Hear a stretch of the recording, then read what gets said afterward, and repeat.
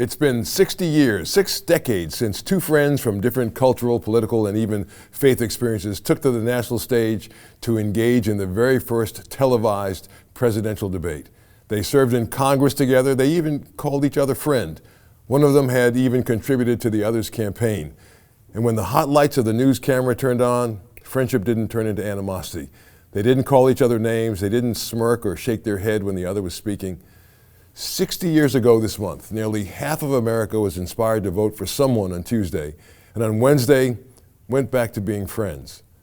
Today on State of Independence, we're dusting off an example of American civility that's more relevant than ever before.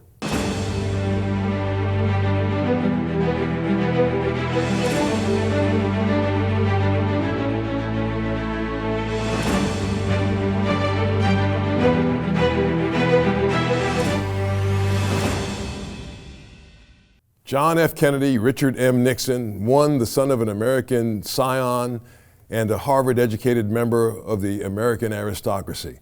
The other the son of a struggling orange farmer. One a Roman Catholic, the other a Quaker, East Coast, West Coast. But both men wore the uniform. Both men saw public service as a noble calling. Both ran for Congress after the war and won. As members of the same congressional freshman class, they were colleagues and friends.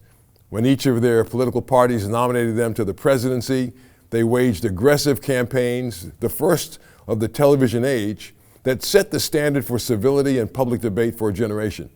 Today on State of Independence, I'll be joined by our producer, Jeff Coleman, himself a former lawmaker, to issue a challenge to you in the closing days of the most expensive and emotional campaign in American history, a challenge that I'm calling the Kennedy-Nixon 2020 Challenge.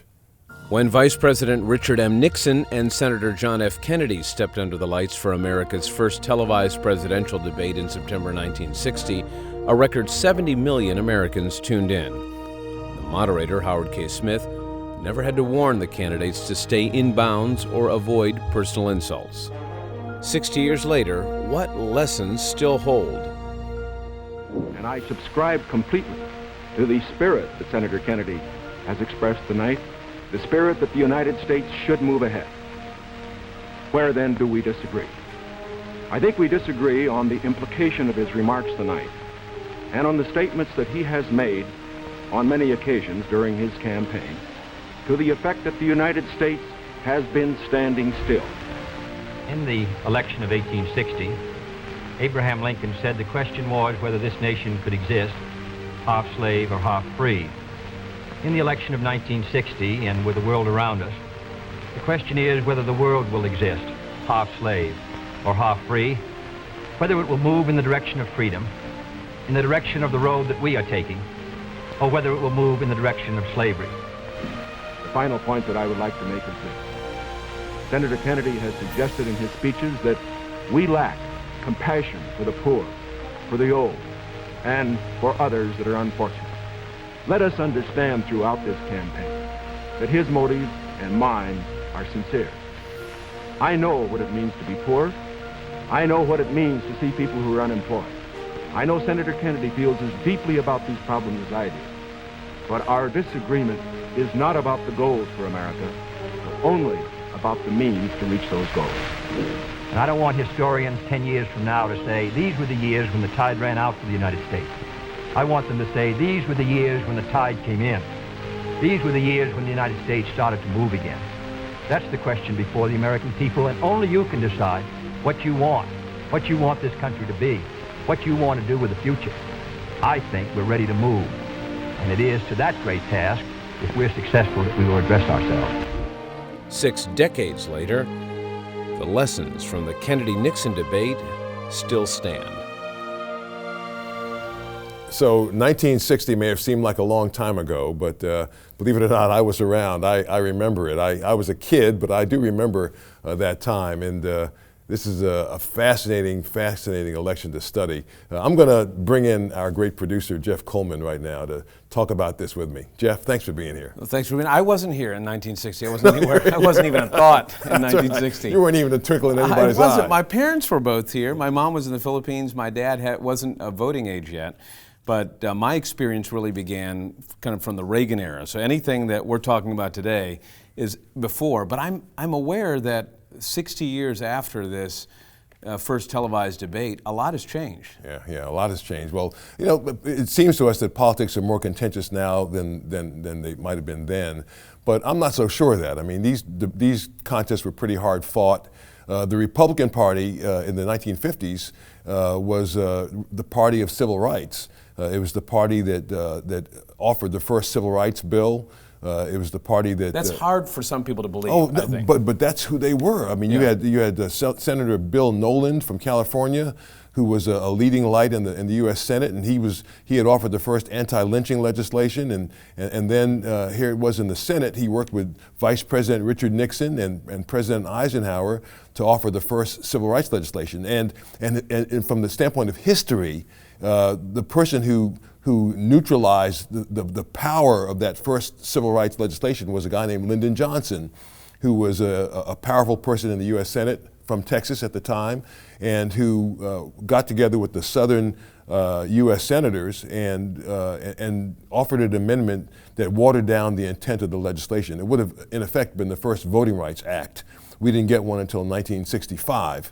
But it would have been in the late 1950s, the first Voting Rights Act, and it would have changed things. It would have meant that a lot of the turmoil that we saw in the early 1960s probably wouldn't have happened. There probably would have been no need for a march on Washington from the standpoint of Dr. King had there been a Civil Rights Act in 1958 or 59. So, I mean, I see a lot of people on social media, especially whenever it's Dr. King's birthday, they talk about, hey, reminder, Dr. King and his father, also a pastor, were both members of the Republican Party, but shifted. So this, what we're looking at today is not the logical continuance history. Something interrupted that. Yeah. Well, what happened was black people voted with the Republican Party for much of the first half of the 20th century, and that's because President Lincoln, of course, was credited with freeing the slaves, and black people, all the elected black officials in the late 1800s were all Republican, and you even had black members of Congress in the early 1950s, Republican members of Congress. All the first African Americans, right? First African Americans, and then that began to change with the migration of people of color from the South to the northern cities, and taking jobs in these factories, and they began to vote with Democrats. And certainly by the time the 1950s and the early 60s rolled around, many of your black people in the country were voting with the Democratic Party. So that had begun to change. I think the Eisenhower election maybe of 1956 might have been the last time that you saw a majority of black people voting with the Republican Party. That's so interesting. But in 1960, John Kennedy, who'd been hesitant, by the way, to back any kind of civil rights legislation. In the 1950s, when the first civil rights bill was posed to him, he sent it up to Massachusetts for some of his Harvard professors to look at. So he made no comment at all, no commitment to civil rights. But in 1960, when Martin King was jailed in Georgia, Dr. King's father and some others appealed to the candidates. They reached out to both campaigns to see if they could get some help, some relief. And it was the Kennedy campaign that responded. Robert Kennedy responded and helped free Dr. King from jail. And as a result of that, Dr. King and his father gave their support to John Kennedy. And a lot of people of color, a lot of black people in the South and in the North voted Democrat for John Kennedy for president. Even though John Kennedy had not been terribly progressive on civil rights matters, he did the right thing as related to Dr. King getting out of jail. So was that the turning point? I mean, do you think I think so. I think that was probably the biggest turning point, because in this day and age, you don't hear about what Republicans did in the 1950s. You know, you had Senator Prescott Bush and all these Republican senators who were supporting civil rights. They were fiscal conservatives, but they were for leveling the playing field, and that's why they supported civil rights. And they felt it was the right thing to do. And when Johnson was elected president, here was the guy who had been the reason why the first civil rights bill didn't work, didn't have teeth in it. That guy, after President Kennedy's assassination, becomes the person to power it through because of all the unrest in the country. He's the one that powers through the Civil Rights Bill of 1964, followed by the Voting Rights Act of 1965. And do you know who we used to help get that passed? Republicans. Yeah. Wow. He worked with the Republicans. They in the couldn't Senate. have done it with the Democratic He couldn't have done it. majority. The Yeah. Democrats were not with him. They were against him. So that's the setup really for 1960. When Yeah. we're rolling back the tape to 1960 this year, looking at this debate, we saw that footage at the beginning. Yeah. And Different world. Completely different world. Remember, this is the first televised debate.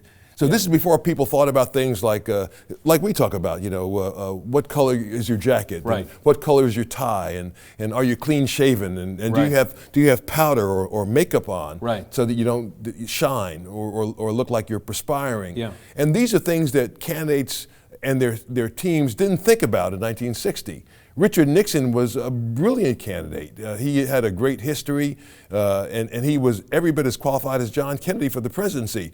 But when it comes to television, you've got to also understand what that game is and how powerful it is.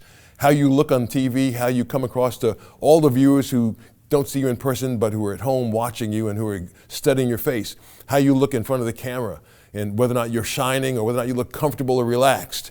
And I'd heard that Vice President Nixon had hurt his leg or his knee or something. He was leaning on it awkwardly. And in addition to not wearing makeup and not using all the television tips, one of the things that I saw, I wanted to ask you what you thought about it, but the Richard Nixon in the middle of the debate says, "I'm not going to impugn the motives of John Kennedy. I'm going to assume that the motives of John Kennedy are right and were motivated in the same way." That is the big shift, I think, from 60 years ago to today, when both candidates go there now. Yeah. We've watched these debates over the last few weeks, and you've got Vice President Biden and President Trump really speaking to issues of character.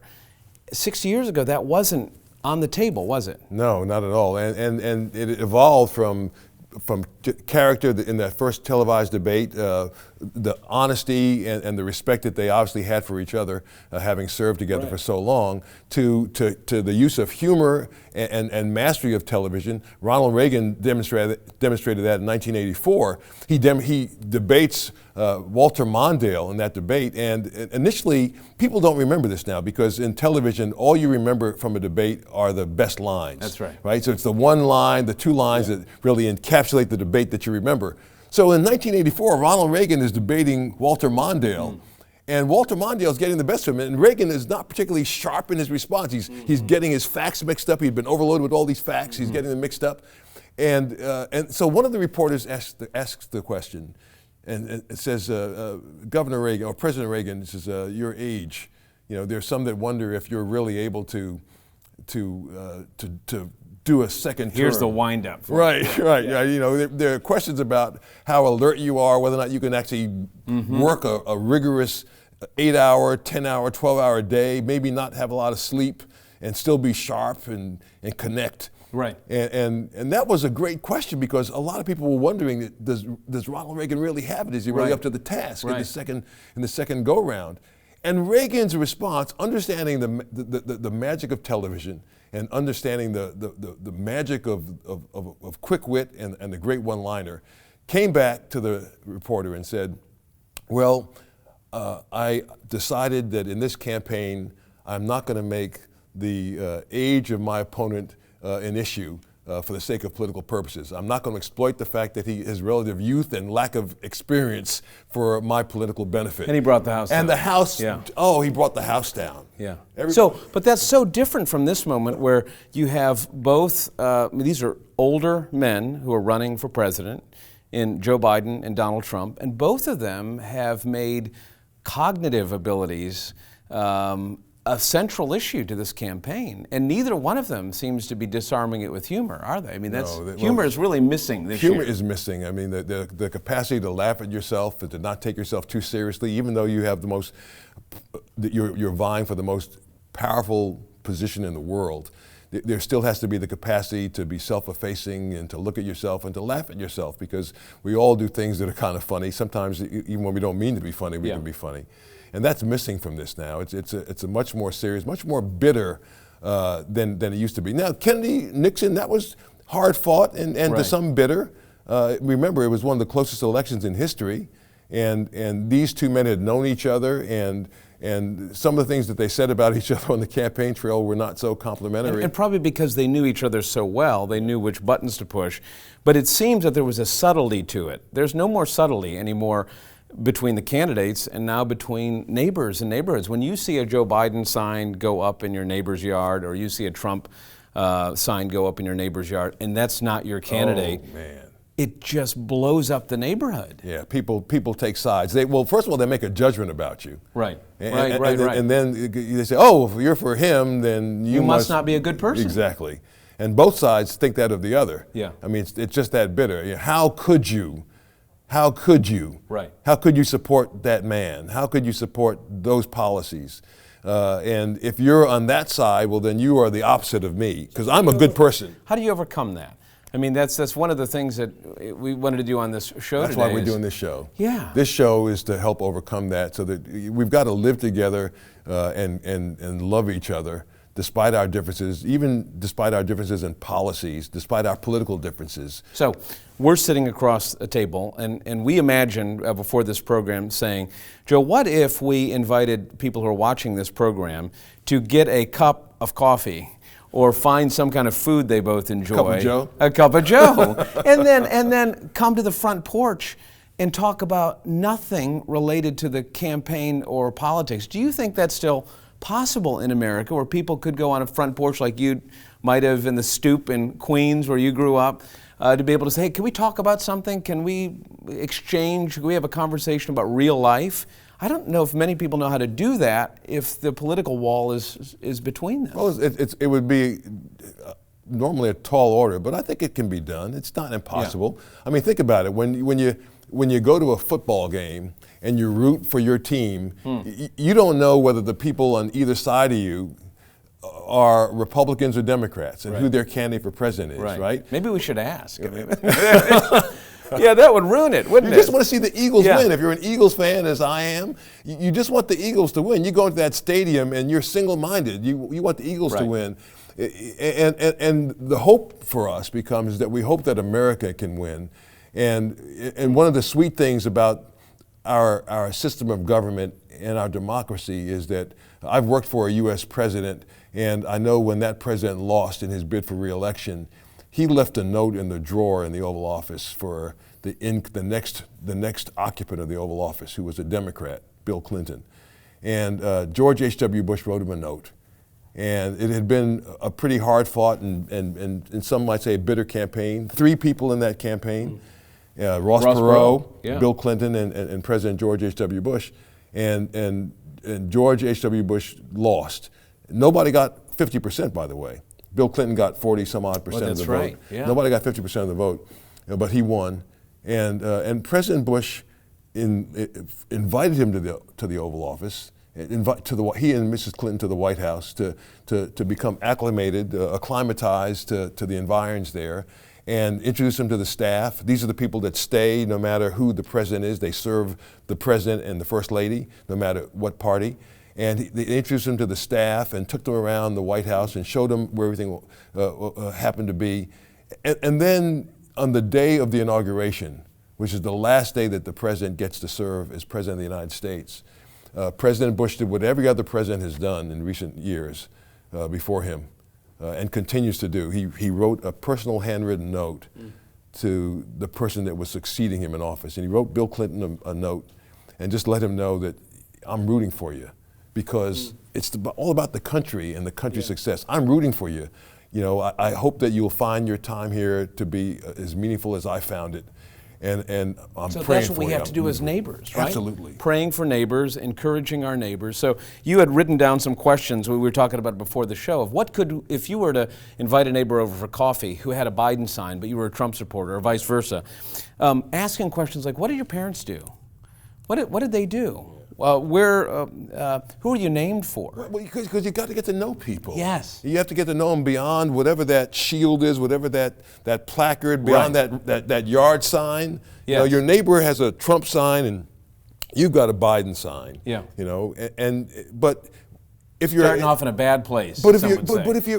but if think about this, if we're Christians, we're called upon to love our neighbor like we love ourselves. Even with a Biden sign Even or a with Trump a Biden sign? or a Trump sign, Yeah, we're called upon right. to love our neighbor like we love ourselves. And so, how would you want somebody to treat you? How would you want somebody who disagrees We with miss you a to treat lot you? when we only look at people's politics, I think. We miss the fact that their spouse might be sick. We miss the fact that they might have lost a child early in life. We miss the fact that they might be having some economic problems. Yeah, and maybe they can't some make other the things are mortgage going payment. on besides their politics, Right. right? Besides their choice for president. And we've got to be sensitive to that. We ought to be. 'Cause if we care about people like we care about ourselves, we have to be sensitive to that. And we have to have the capacity to love people. In the story that Jesus told, there were 3 people that passed by the man who'd been robbed and beaten and was laying there nearly half dead. And 2 of them were Jews, as Jesus was a Jew, who were well regarded within their religious circles. And the 3rd person that came across him was a Samaritan. Now, we don't think about that today, but the Samaritans were looked down upon in Jesus' time. They were looked down upon. You were thought ill of if you were a Jew and you spoke to a Samaritan. And so a Samaritan passes by the beaten man, and he doesn't ask him what his religion is. He doesn't query, are you a Jew, are you not, where are you from? All he sees is that the man has been beaten and robbed. And he loved the man like he loved himself, and he took care of him. And he put him on his own horse, took him to what was the equivalent of a hospital, and told the people, take care of this man and I'll pay his bills. When I come back, I'll pay his bills. And so Jesus says, so of the 3, which one was really the neighbor? Right. It was the one who loved him. Right. And that's what we're charged to do. Right. So in this moment, neighbors, we're all watching the same presidential debates. We're all seeing the same commercials. We have different social media feeds and maybe different news sources because the industry finds us and strokes and pokes and does everything they can to get us to respond to content. But if we're asking people, challenging people on this program to go find a neighbor in the 72 hours or so before the polls open and get to know them, ask their name, find out where they're from, find out, in fact, we've posted on your social media page questions that would actually be conversation starters that they can download and print and share to say, I'd like to get to know my neighbor more than their political sign. I just think it's a wonderful idea. I think it's a great idea, and it's a blessing, and I think it makes our country better. And you know, the country gets better when we get better, individually, when we get better, when we treat people the way we want to be treated, when we love people, love our neighbors like we love ourselves. That's when the country gets better.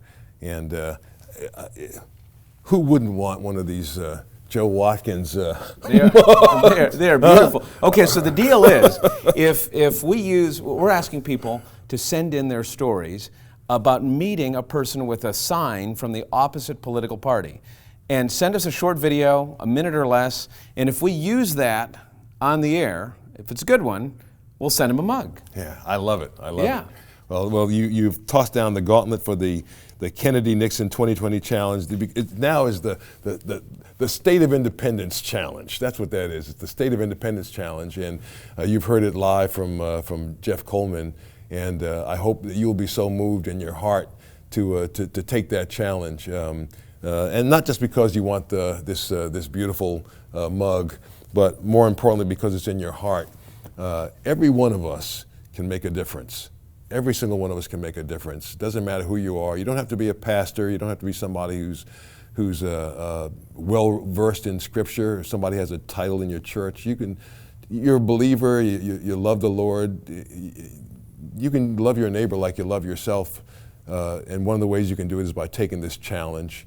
And go meet somebody. Meet somebody that you think is your enemy, that you think is your natural born enemy because of their political beliefs, because of that sign they have in their yard. And approach them with love. And it doesn't mean you have to change who you're going to vote for or how you're going to vote or what your system of beliefs might happen to be, but you can certainly love the people around you like you love yourself. And I know that at the end of the day, not only do you win a mug for doing that, but God will be pleased with you because He is our judge. And He's so pleased when His children love each other. So that's our challenge today on State of Independence. We are so glad you tuned in, that you learned a little bit more about the Kennedy-Nixon debate and how politics may have changed over the last 60 years. But I hope that your heart, if it isn't already changed, is changed to follow Christ and to be just like Him by loving the Lord your God with all of your heart, all of your mind, all of your soul, all of your strength, and then loving your neighbor like you love yourself. That's our message today. Till next time, I'm Joe Watkins for the State of Independence. Join us again soon. Kennedy, Kennedy, Kennedy, Kennedy, Kennedy, Kennedy, Kennedy, Kennedy. Do you want a man for president who's seasoned through and through, but not so doggone seasoned that he won't try something new? A man who's old enough to know And young enough to do. well, it's up to you, it's up to you, it's strictly up to you. Above everything else, the American people want leaders who will keep the peace without surrender for America and the world. Henry Cabot Lodge and I have had the opportunity of serving with President Eisenhower in this cause for the last 7.5 years. We both know Mr. Khrushchev. Joe Watkins' State of Independence is a production of Lighthouse TV, positively different. Made possible in part because of the support of viewers like you.